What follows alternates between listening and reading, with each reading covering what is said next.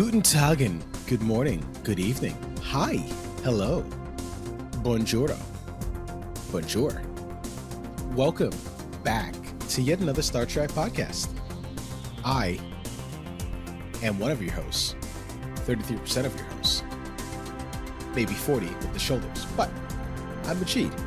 Welcome. To my right and 20 miles away from me is my cohort, the other 33%, Drew. How much percent do my calves add to this?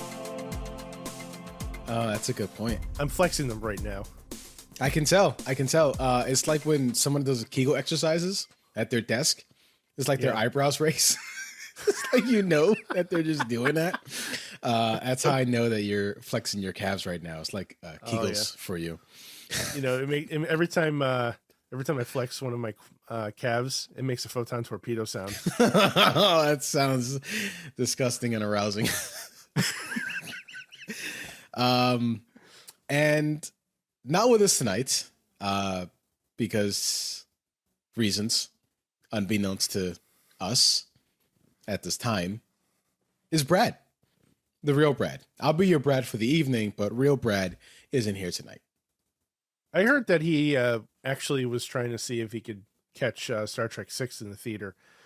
Unfortunately, that came out about 25 years ago, so, I heard that Brad went on a trip to find himself. Like he saw Forrest Gump and said, "That's a good idea. I'll try running across the country." Some people say he's still running to this day. I don't know if Brad has the stamina to run to anything more than his problems.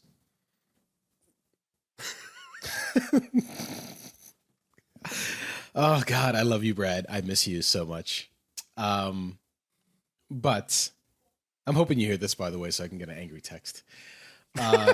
Drew, how are you, buddy? I'm doing well. It's been about 48 hours since we've recorded, so it's a little weird. We went I don't know, like 6 months without recording any episodes, and now we've recorded 2 in the span of 48 hours. Yeah, and I feel that we are kind of picking up where we left off in terms of recording, because it's only been 48 hours.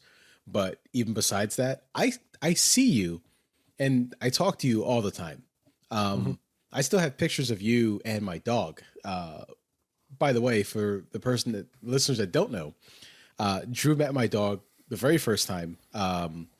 And my dog just betrayed me and just loved on Drew for the 15 to 20 minutes he was at my house. I'm a dog whisperer.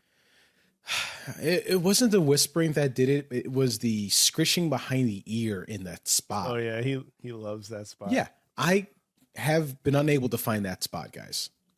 Yeah. I try. So look, I'm glad we're sitting down. My legs are sore. I did leg day. Why? Today. I did leg day today. Today's leg day. On Wednesdays we do legs. Okay, I thought that leg day was every day. Shoulder days every day. I think you got it backwards, man. Oh, right, because we walk and that's considered leg day. Yeah. Speaking of walking, when I do the treadmill now, this is real quick. I promise. I listen to this. I have on this new book. It's called Tomorrow, Tomorrow, and Tomorrow.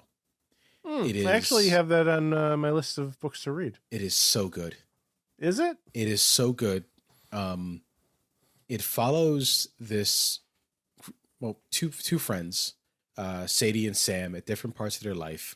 They become video game developers, and it's just really well written. I haven't fallen in love with a book like this. Like the way I love this book, I haven't felt since I read Trevor Noah's book, Born a Crime. And that's been my favorite. But this is getting up there. I can't wait to listen to it at any given time. It's so good. That's awesome, man. I mean, I'm looking for something to read. I'm in the middle of finishing up a book that's just not really. I'm gonna finish it. I'm enjoying it, but it's not hooking me in that same way, So maybe I'll give that one a try next. Which one are you on? I'm reading a book from Cory Doctorow. It's called Little Brother, and it follows a teenager as like the Department of Homeland Security starts kind of like tightening the noose, so to speak, after a terrorist attack in San Francisco. And they just kind of go to extremes and trying to, quote unquote, keep the public safe, but it's really just backfiring on them, and just, people are losing their freedoms more and more. And the concept is something that I really should be into, but the book is really geared towards a younger audience. And I think if I had read it when it was originally published, I think I would have identified with it a little bit more. But as a 40-year-old man, it's a little trouble to, sympathize with the plights of a teenager. Plus, he's doing a lot of like text-splaining, which back when the book was written, I think was necessary. But, this was 20 years ago, and now, everybody knows what the internet is, so you don't need to explain it to people. I wish I shared that same sentiment with you. I finished the Percy Jackson book series. It's geared towards young adults, but it's Greek mythology, and I love Greek mythology, which this episode was also Greek mythology. I was gonna say, like, were you trying to segue into this? Because, damn. If I told you yes, would you believe me? Yeah, why not? All right. Well, I'm gonna tell you no because I'm not a liar. Okay. I don't lie to you like that. Not in person. Not when you can look at my eyes.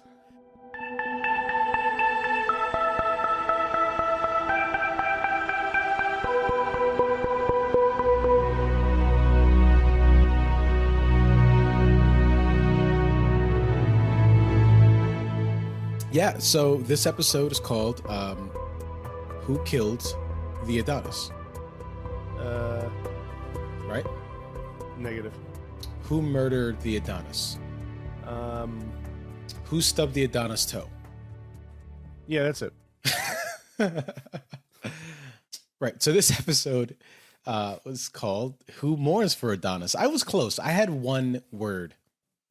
I had two words. The verb. You were missing the verb. Right, and I think I also spelled Adonis wrong. You did, but... I said Adonis is actually Adonis. Is it Adonis or is it Adonis? Yes. You were close both times, but you were wrong overall. But that's fine. We're not Greek. We don't have mastery of that tongue. I know you're really into mythology, so I'm looking forward to hearing your thoughts on this. And also... I'm looking forward to you correcting me.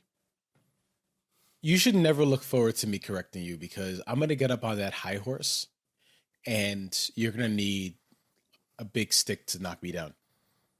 Well, I figure I can give you this one because it's never going to happen again. That's fair. Just like that time that Brad edited the episode. Oh, man. He made it sound so bad. What a jerk. Yeah.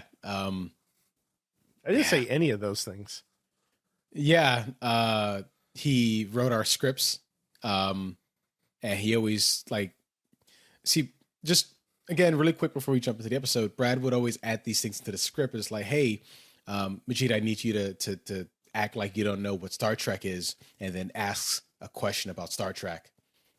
So the viewers can understand. But, I went with it because it's Brad and I'm scared of him. He does hit us. He does hit us. It's why we wear long sleeves. But yeah, let's go into the summary, Drew. The Enterprise crew encounters an oversized hand in space, which turns out to belong to Apollo, the Greek god. He is lonely, seeking followers, and ready to play cosmic puppeteer. The crew, however, is more interested in science and mythology, and Kirk is not the one to be easily impressed. After struggling to break the Enterprise free of Apollo's hands, the crew of the Enterprise beams down to the planet. Apollo has a godly appearance. He's got charm, flowing locks. He's got a toga. It's kind of like, he looks like what Majid might look like if he were Greek. Pretty sexy. If I were shredded. If you were shredded, right. If you focus a little less on the shoulders. But the crew, yeah, being from the future, is not exactly starry-eyed, and Kirk gives the divine being a masterclass in consent. Apollo claims he and the other gods were a gallant band of travelers who visited Earth 5,000 years ago. GD, I'd like to know how you feel about the idea that everything you know about mythology is a lie. I listen, I didn't think it was a lie. I was like, ooh, twisty.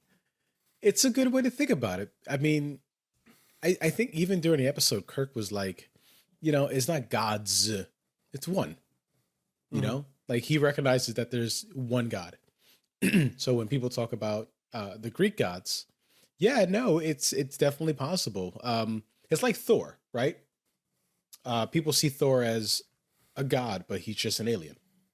Same concept.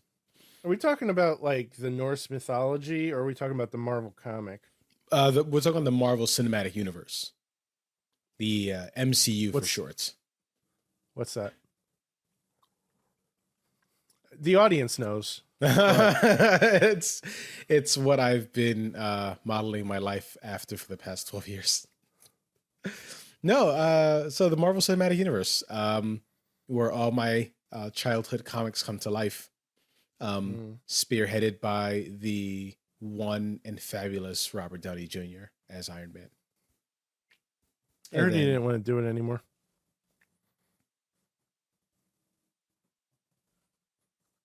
That's not what I heard. I talked to him yesterday. We have a text chain going.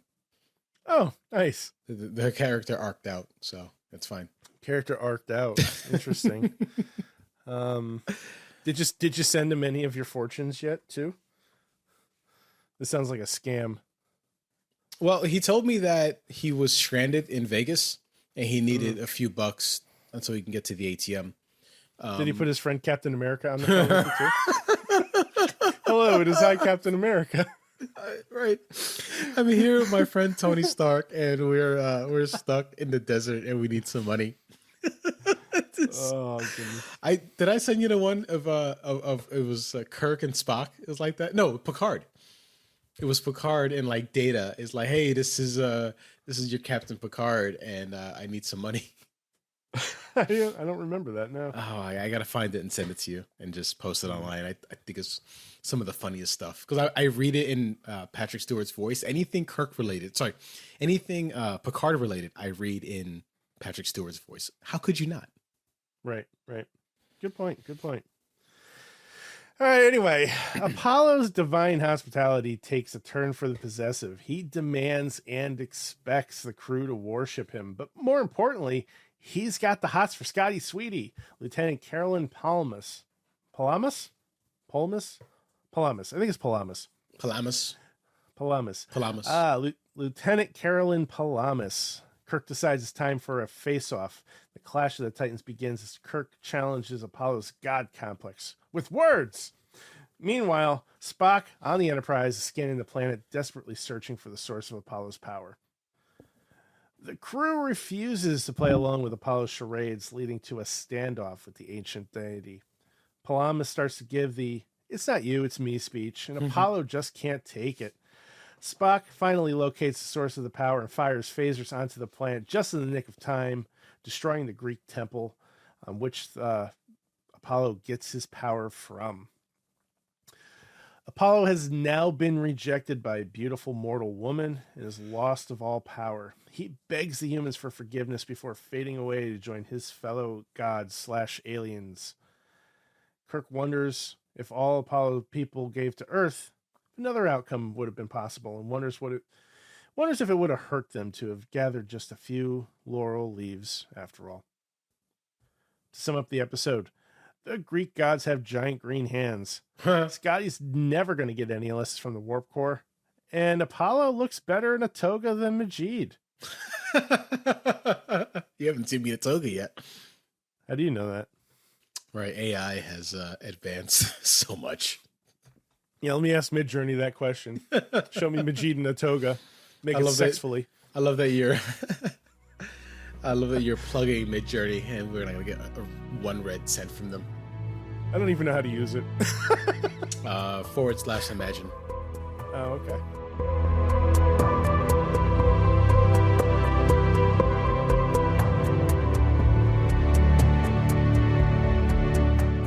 Tell me what you thought of this episode. I thought it was so I want to say good, but I also want to say bad. It occupies this space where it's so good or so bad it's good space, you know? Yeah. It's so cheesy. I did enjoy Scotty getting knocked around. Like you would think after the first time he would learn his lesson. Yeah, no. Meanwhile, Apollo's like, how many times gotta teach this lesson, old man? And the green hand I thought was a nice touch. It invoked memories of Lower Decks when Ransom had god powers. And then just a floating head in space like Ransom. Yeah. That's a good one. Yeah. Did Ransom put himself in a toga as well? You know, I think he may have. I'd have to go back and rewatch. I just might because I love that show too. Man,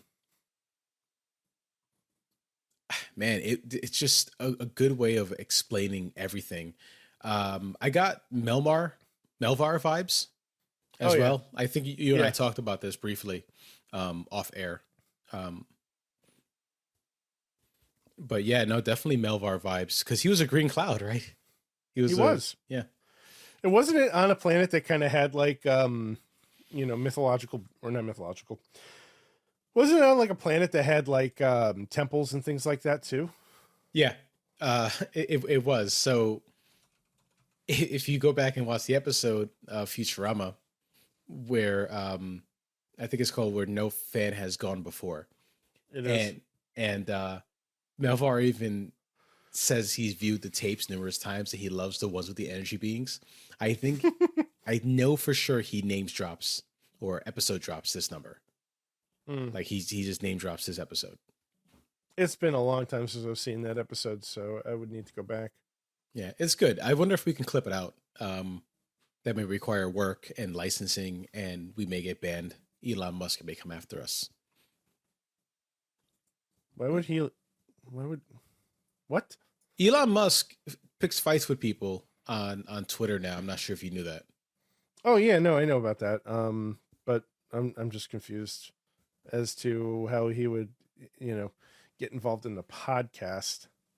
So if I post a clip of Futurama with Melvar, he might get upset and try to ban us. I understand. Then, I would have to challenge him to a duel. Right. And I would clearly lose until you step in at the last minute and throw me a chair. I see. So I can hit him with it. And then I understand. From the top rope, you elbow drop him. That makes sense. Frog splash? I would I'm more of an elbow drop guy. Or a leg drop. Oh my god, calf drop. You murder him. Almost just like spit tea all over the computer desk here. Totally worth it. What did you think about the episode? It was fun. I wasn't really too interested in it at first. Kind of struck me as, oh boy, here we go, another God episode. They did this with Trelane, they've done it with others. So I was kind of rolling my eyes a little. But I think they kept it unique enough with the romance angle with Apollo, and I think the actor that was portraying Apollo did a pretty good job too. Plus he had great abs, and I really couldn't stop staring at those, so that was pretty good. Yeah. But I enjoyed it.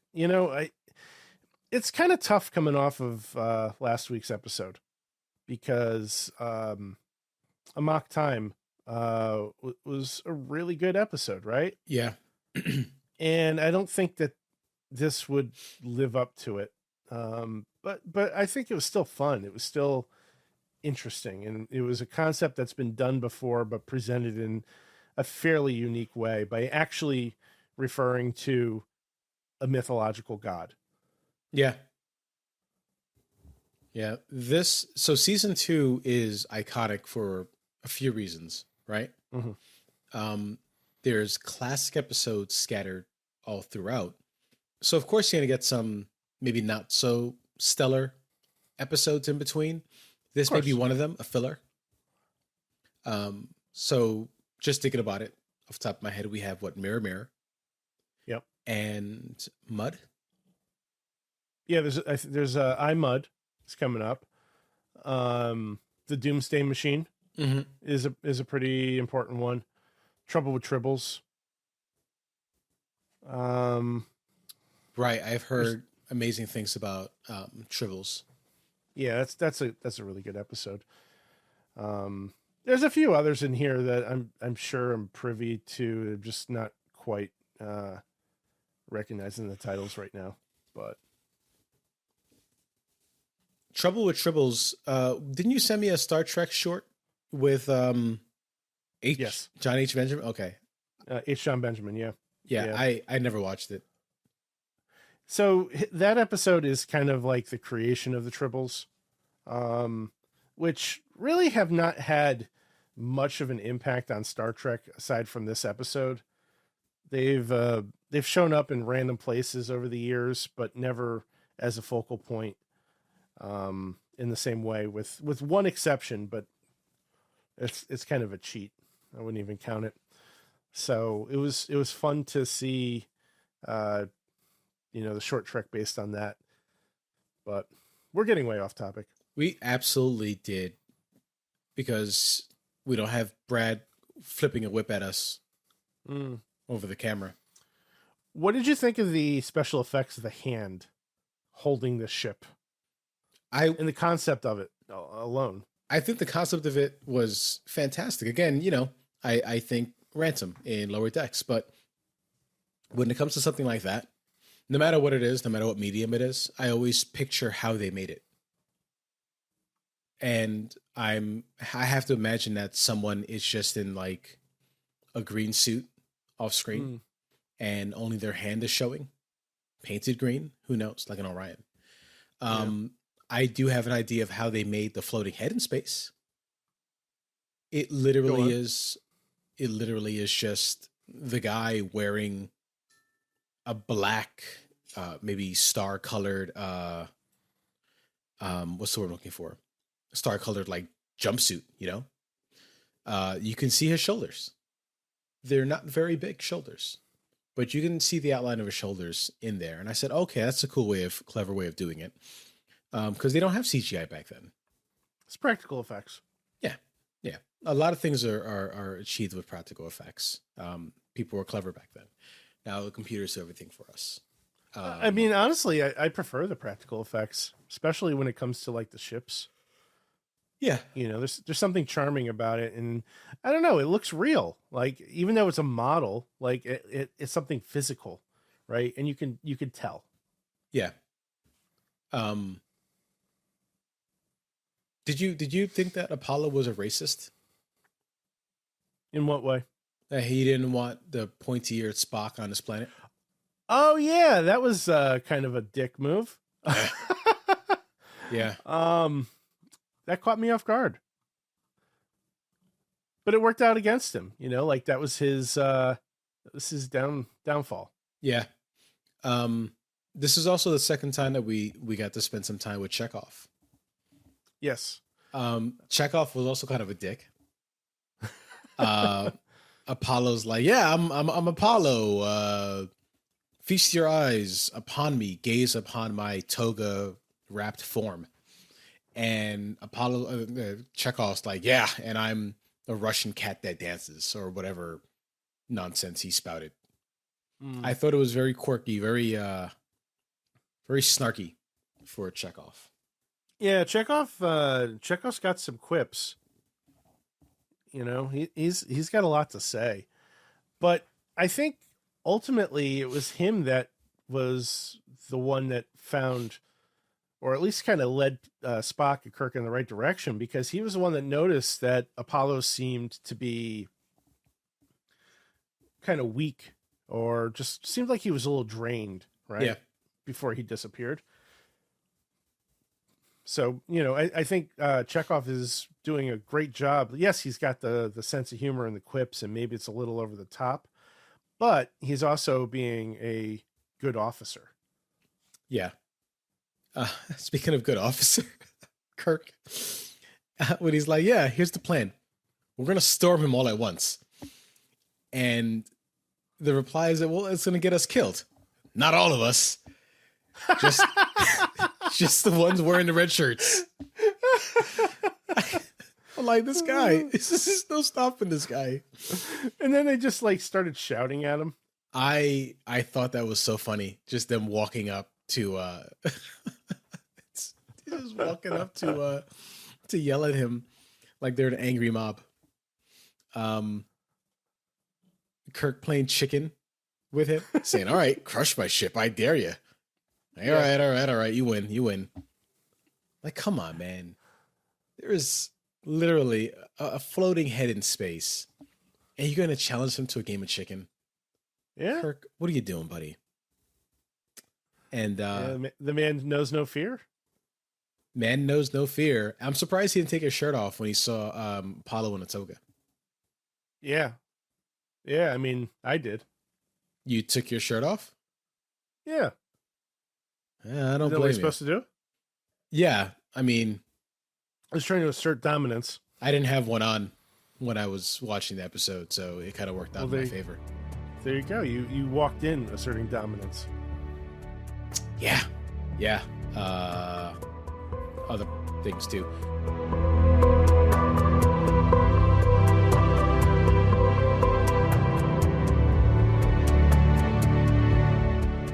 When Kirk had to go talk to Paloma, and Chekhov's like, "I'll do it."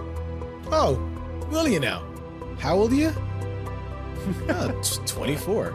"Yeah, stand back, Junior. I'll go talk to the women. You just hang back." I thought that was funny as well. Yeah, it was kind of messed up. Very messed up. It's just Kirk asserting himself as the ladies' man. He's the alpha, you know. But Scotty's got the hots for her. She's too good for him, according to McCoy. Yeah. Nope. Poor Scotty. He gets a girl to show some interest. Everybody's back talking about her behind his back, and then he beams down to the planet with her, and he gets into a fight with a god. 3 times. Three times. Gets his ass whooped. How do you not, like, you're like, okay, great. This did not work the first time. It's going to work the second time. He's not going to see me coming. It did not work the second time. Okay, I got to figure it out. It's going to work this time. Yeah. Then he's like, I can't feel my left arm. I did something wrong. Yeah, you got electrocuted, buddy. He got electrocuted. He almost died. Yeah. He almost died. Yeah, literally. It's craziness. But that said, I like to see a little bit of fire, and it's nice to see Scotty showing a little bit of that Scottish fire.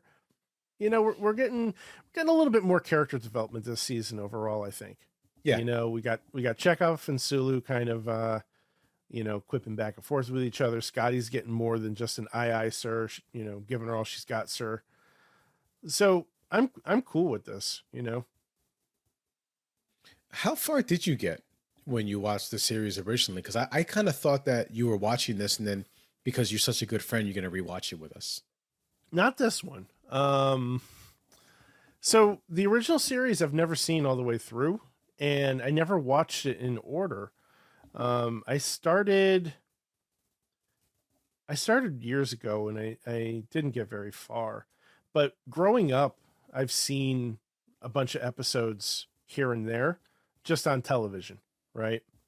So my experiences with the original series are mainly focused around the movies. Those I've seen multiple times, and that's where I really grew to love this cast. Okay, yeah, that makes sense because you saw some of the classic ones. Yeah, so like anytime, like they used to show a lot of these episodes on WPIX Channel 11 out of New York, and they would do marathons, like the top 10 best episodes, and they would run them in order, and they used to do like fan polls and stuff. And this is before like the internet was even really widespread, So I remember being a kid and like on a Saturday, I'd sit down and I'd watch Star Trek for 10 hours, and I'd see the top 10 episodes. And a lot of the episodes that, we've already talked about as being the classics were the ones on that list. City on the Edge of Forever, Doomsday Machine was one of them, Mirror Mirror, things like that. Mm-hmm. This was not one of them. Clearly. I don't think you hated it. It doesn't sound like you hated this episode. It doesn't sound like you loved it. It's just an episode, Yeah. And there's nothing wrong with that. Like, not everything has to be a blockbuster. We're my wife and I are currently watching For All Mankind, which is a kind of like an alternate timeline show. What would happen if the Soviets won the space race and landed on the moon before America? Okay. And it starts in the 60s, and then season 1 is like 60s to 70s, and then season 2 is 70s to 80s. We just started season 3, and now they're in the 90s, right? We're flying through the show. And what we've come to find is, every once in a while, an episode will just be good, not great. Not every episode has to be great, though. We talked about it today, like the season opener for season 3, we felt was a little on the weak side. But comparatively to the rest of the show, that's an insult. Comparing it to maybe a different show, that might be a compliment, It might still be better. But so you're gonna have episodes that are weaker. That said, I still liked it. Like, I think there's redeeming qualities to this episode. I didn't want to turn it off, but I might not have been paying attention as much as I should have been. One thing I loved about our previous conversations in season 1 was that you would take the time and tell me if this would be an episode of TV that you would have in the background. And yes. How you would feel about it, playing in the background. Would you stop and watch it? Would it be like background noise? So I do want to get your thoughts on that. I want to start getting you to tell me. Yeah, no, that's great. I forgot about that. Thank you. I would say that this is an episode that I would leave on if I was channel surfing. I don't know that I would tune in explicitly to watch it, but I wouldn't shut it off. I also probably would be doing other things while it was on. Okay. It really is a good gauge. Like, there's certain pieces of media you can put on and just have in the background. Did we talk about this the other day where if I'm editing photos, I can't have on like a movie I haven't seen before? Yeah. Yeah. So it'll be The Simpsons. It'll be Lower Decks. It'll be something that I've known to love, seen before, and it's just comfort food. Yeah. So, if I were to take a page out of your gauge, out of your playbook here, I don't know if this would be something that I can have in the background and have it be enjoyable for me. I see. So you would not edit to this episode? I would not edit to this episode. Ooh. All right. So we have 2 barometers now for the quality of the episode. 1, would Drew turn it off? 2, would Majid edit to it? Yeah, that's a good gauge. I like that. That's a very solid gauge. Anything you hated about the episode or just didn't like overall? I mean, I'm not really crazy about the overreacting Scotty horn dogness. Like, this is a girl that, like, he asked for coffee, like, on the bridge, and now he is, like, willing to sacrifice his life for her. I think he went a little, like, 0 to 100 on that, So Scotty knows what he wants. He knows what he wants. And he is, he envisioned the life with this woman. And Kirk knew, McCoy knew that she was too good for him. The way they portray romance on this ship is just, I don't know, man. I do expect Kirk to be like, should I tell him that I've already been with her? Yeah, she's already boldly gone. Where every woman has gone before. Oh, Kirk. The Orion gene pool is forever tainted because of Kirk. That's right. How about you, man? What did you dislike about this episode? I dislike how little screen time Spock got. That's it. I disliked that this wasn't Nurse Chapel, because I think I would have cared more if the person being taken by Apollo was Nurse Chapel. Right. You know, because we know Nurse Chapel. We love Nurse Chapel. She's been in so many episodes. She has an arc. She has time and chemistry, and just she's been on screen. So right. It's admirable that Kirk wants to fight for a member of his crew. I think for the audience, it makes it better if the person he's fighting for is someone that we have known throughout season 1, throughout multiple episodes. I agree. So it's the only thing I would really change. Again, I'm a sucker for Greek mythology. But speaking of which, isn't Apollo Roman and not Greek? Because he's talking about Hera, and Hera is Zeus's wife. Hermes is on the Greek side. On the Mercury side, on the Roman side, Mercury is the equivalent of Hermes. Zeus is the equivalent of Apollo. Aphrodite, he also name dropped Aphrodite, which I think is going to be Venus, because it's named after planets. So, can you fact check me on that real quick? Allow me to check Wikipedia. Brad, is that you? No. Oh, you sound like Brad. Dead on Brad impression. Oh, he's gonna hate us. According to Wikipedia.org, Apollo is one of the Olympian deities in classical Greek and Roman religion. All right. So everything you said is probably correct. But it's entirely possible that the writers just mixed up their mythology and just wrote names because they sounded good. Well, they really went in, they leaned left on the Greek side of things, right? Because, Aphrodite, right. Hera, Pan also is on the Greek side of things. Pan and his little flute. I think Pan was what? A pixie? An elf? A satyr? Maybe? Couldn't tell you. Don't know. This is why you need me in trivia, because of rando nonsense like this. You would be useful for like one question out of the 10. Yeah. If they need to know who this actor was from Transformers and Anger Management, John Turturro, hands down. Which, by the way, Apollo looked like John Turturro.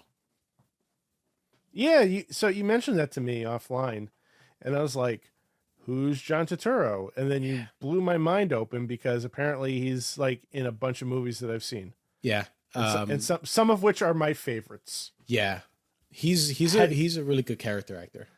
I had no idea he was in Big Lebowski. I had no idea he was in Severance. Those are two of my favorite pieces of media. Mm-hmm. Yeah. And who else? Who knows what else? Anger Management with Adam Sandler. Mr. Deeds. Yeah, I don't like Adam Sandler. Oh, buddy, really? Yeah. Did you see Uncut Gems? No. Oh. No. A24. You familiar with A24 films? Like that production company? I've been seeing that title around an awful lot lately, but I don't really know like what they're famous for. They're famous for a lot. They're up and coming in terms of like just quality dramatic films.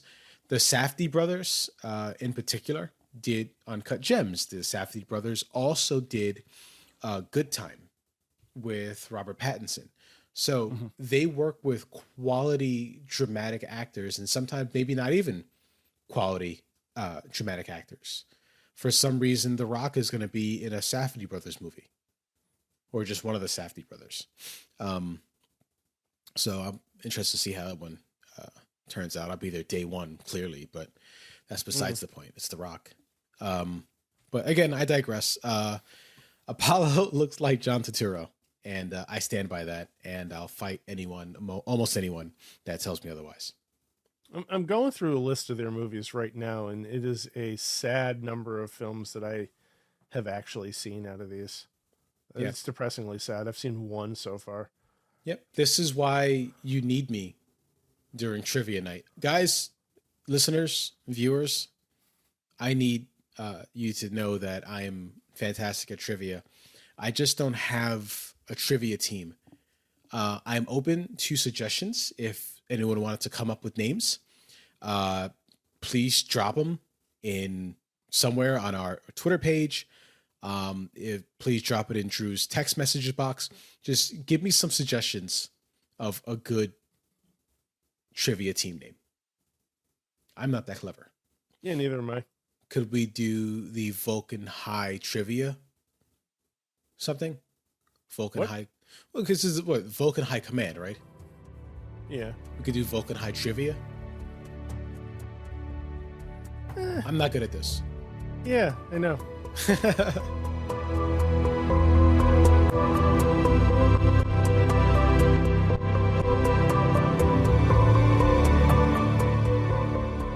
You want to move on to ratings? Yeah, let's give this puppy a score. Ooh, puppy. Don't know why I said that. I don't know why I did either. Oh, man. All right. So you, please, first. All right. So, I think the most important barometer is the would Drew watch it again? One that you reminded me of. Thank you for doing that and bringing that back up. I think this is a perfect example of why that scale exists in the first place, right? Because we have a movie that, it's not bad. An episode. This episode was not bad. There wasn't really anything about it that I disliked, but there wasn't a lot there to keep my attention either too. I did find myself kind of wavering focus quite a bit here and there. But that said, I think it was enjoyable. I'm glad I saw it. I would not turn it off if it were on, but I probably wouldn't go on and grab the Blu-ray or fire it up on Netflix or whatever and watch that specific episode intentionally. So I feel like that puts this firmly in the category of a 6. All right. I love it. Yeah, no, I think you and I are going to be almost on the same page. So the newly founded Wood Majid edit photos to it.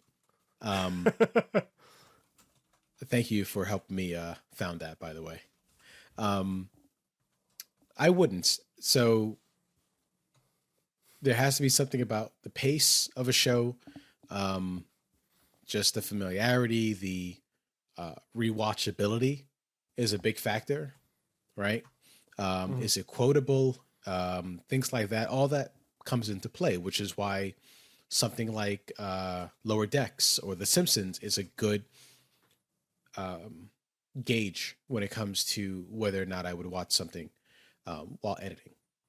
This had really none of that for me, but I am a sucker for all things Greek mythology. So just that alone, I think, kept my interest in watching this episode. Kirk thinking he had the balls to stand up to a being of immense power. Scotty thinking he had the balls to stand up to a being of immense power. These things were enjoyable to me. But again, the episode wasn't perfect, and out of that, I would also give it a 6. It was enjoyable. It wasn't perfect. It had its flaws. We talked about how I wish it was someone else and not Paloma. Someone else who we actually cared about. in the crew. Yeah. So, all that added up comes out to be a 6. They have a tendency to go for the pretty lady of the week. And unfortunately, it has diminishing returns. Yeah. I'm going to regret this, but Brad, thoughts? Where in the world is Brad? Hey guys, it's Brad. Can you hear me? I'm really not sure where I'm at. It kind of looks like some sort of ancient Greek city. Welcome to Olympus. Hold on. There's some guy wearing a toga shouting at me. Sir, excuse me, who are you exactly? I am Apollo. And why are you half naked? I am Apollo. You will worship me. Right. Guys, I'm not really liking this episode anymore. I think I'm going to leave. You will not leave this place. Transportation device no longer functions. That's not good. Approach me. I offer you eternal rest and happiness according to the ancient ways. I ask little in return. But what I ask for, I insist upon. You will gather laurel leaves, light the ancient fires, kill a deer, make your sacrifices to me. God damn it. Filler side quests? Fine. This episode is totally getting a 5 from me. That was useless. That was, ooh, man. I need subtitles. Thanks, Brad. Thanks for nothing. Oh, man. What do we got next week? Well, next week we have an episode called The Changeling. The Enterprise finds an ancient interstellar probe from Earth missing for 265 years, which is somehow mutated into a powerful and intelligent machine, sterilizing entire populations that do not meet its standards of perfection. That sounds like it could be good. Yeah, it sounds like it could be good. And then it's probably going to be a stinker. I've never heard of this episode before. Yeah. At least it doesn't have a bad title like What Are Little Girls Made Of? Yeah, but the thing is like The Changeling, like maybe at the time it made sense, but in Star Trek lore now, so many years later, like changelings are a species. Ooh, really? Yeah, it's a Deep Space Nine thing. The only thing I know of Deep Space Nine is everything I saw from Lower Decks. Well, Deep Space Nine actually did an episode where they went back in time to the Trouble with Tribbles.